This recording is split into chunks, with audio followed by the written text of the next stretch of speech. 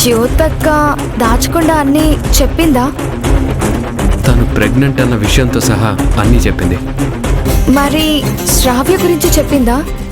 లేదే, శ్రావ్య గురించి ఏమీ చెప్పలేదు. ఏంటి విషయం? శ్రావ్యకి నేను కీర్తి అని తెలిసిపోయింది. తను చెప్పినట్టు చేయకపోతే నా గురించి అక్క గురించి అంతా బయట పెడతానని నన్ను బెదిరించింది. ఎవరికి మాస్క్ లేకుండా కనపడకు.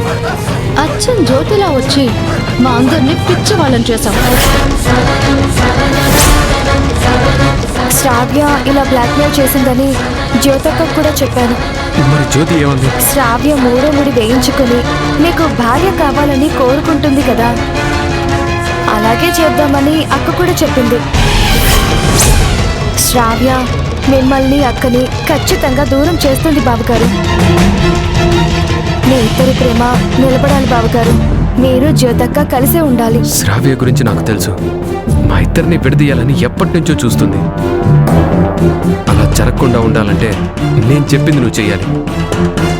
మనిద్దరం కలిసి నాటకం ఆడి శ్రావ్యకి బుద్ధి చెప్తాం. మీరు అక్క హ్యాపీగా ఉండడానికి నేనేమైనా చేస్తాను బావగారు. ఏం చేయాలో చెప్పండి.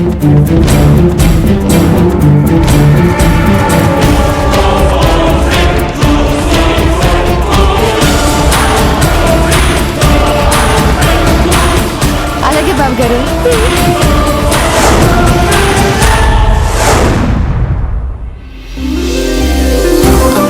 అమ్మమ్మా, ఏంటమ్మా? మా పెళ్లికి నిర్ణయించిన ముహూర్తంలో నువ్వు దగ్గరుండి ఇంకొక పెళ్లి జరిపించాలి.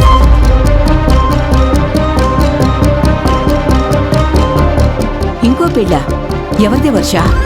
పంచభూతాలు సాక్ష్యం చెప్పి 4 వేద మంత్రాలు చదివి మంగళ వాయిద్యాలు మారుమ్రోగి వచ్చిన పెద్దలు అక్షింతలు వేసి ఆశీర్వదించిన మెడలో 3 ముళ్ళు కాకుండా 2 ముళ్ళు వేయటం వల్ల భర్త పక్కన భార్యగా పూర్తి అర్హత పొందని ఒక ఆడపిల్లకి భార్య స్థానం కోసం, భర్త ప్రేమ కోసం పరితపిస్తున్నా శ్రావ్యకి రాజు గారి చేత శ్రావ్య మెడలో 3 ముళ్ళు నొప్పి వేయించాలమ్మా.